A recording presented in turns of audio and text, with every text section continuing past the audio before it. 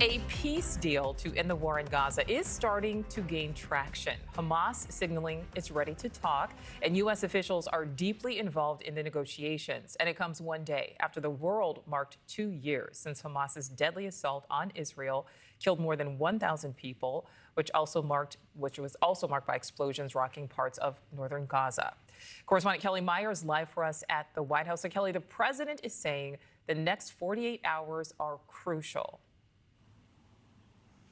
Yeah, that's right, Nichole. And I just got some information in from a source familiar with the negotiations happening right now in Egypt around the president's Gaza peace plan that he just introduced about 1 week ago. The source tells me that talks are, quote, going very good so far. We know those talks in Egypt started on Monday.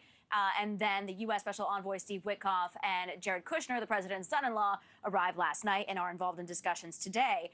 The source tells me that hopefully by later this week or early next week, they could see some agreement on the release of some hostages, if not all of them, and some prisoner exchanges. The U.S. plan, just to note, that would end the war focuses on the release of over nearly 2,000 Palestinian prisoners and the remaining hostages held by Hamas. But the source adds there is still so much to be discussed when it comes to the other elements of the president's peace plan, and the implementation of those elements needs, quote, intensive discussion. So those talks placing today there in Egypt around the peace agreement between Israel and Hamas. We know Qatar's prime minister is there on the ground in Egypt as they work on international guarantees, as President Trump is pushing for broader peace in the region. A White House official just told our Libby Dean that U.S. Special Envoy Steve Witkoff and President Trump's son-in-law, Jared Kushner, are involved in, quote, deep discussions with negotiators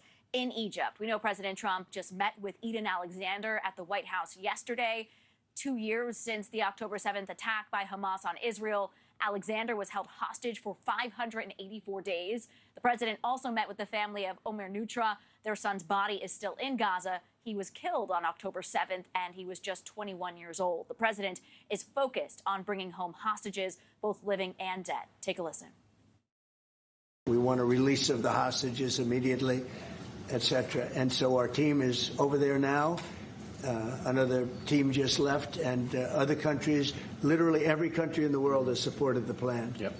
I don't think there's anybody that hasn't, actually, not that I've seen. But there's a real chance that we could do something. And the president told us yesterday when we were in the Oval Office that he will do everything to ensure both sides stick to a deal if it happens. Nichole. All right. Kellie Meyer live for us there in D.C. Thank you. Thank you for watching. Subscribe below and download our NewsNation app right now on your phone, and you will get fact-based, unbiased news for all Americans.